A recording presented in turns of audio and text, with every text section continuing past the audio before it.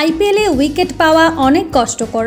মুস্তাফিজকে পেছনে ফেলা এত সহজ না। পরের ম্যাচে সে পার্পল কাপের মালিক হয়ে যাবে। আমি চেষ্টা করেও পার্পল ক্যাপ রাখতে পারলাম না। এবার ম্যাচ হেরে উপস্থাপকের করা প্রশ্নে মুস্তাফিজকে নিয়ে একই বললেন জাসপ্রীত বুমরা।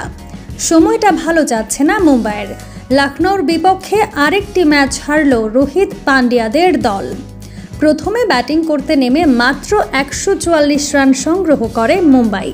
জবাবে জাসপ্রীত বুমরার বোলিং ইউনিট কাঁপুনি ধরাতে পারেনি লখনৌর ব্যাটারদের।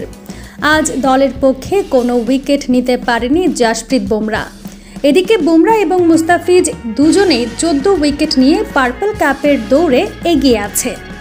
আজ যেহেতু একটিও উইকেট পায়নি জাসপ্রীত বুমরা, সেহেতু আগামীকাল একটি উইকেট পেলেই পার্পল ক্যাপের মালিক হবে মুস্তাফিজুর রহমান।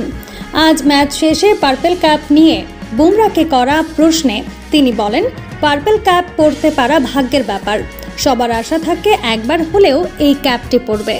আজ আমি যেহেতু উইকেট পাইনি, সেহেতু নিশ্চিতভাবে পার্পল ক্যাপ মুস্তাফিজ পেয়ে যাবে, কারণ সে প্রতি ম্যাচেই অন্তত একটি করে উইকেট পায়। সে দারুণ বোলিং করছে শুরু থেকেই। সে তার যোগ্যতা দিয়েই সর্বোচ্চ উইকেট শিকারী বোলার হয়েছে।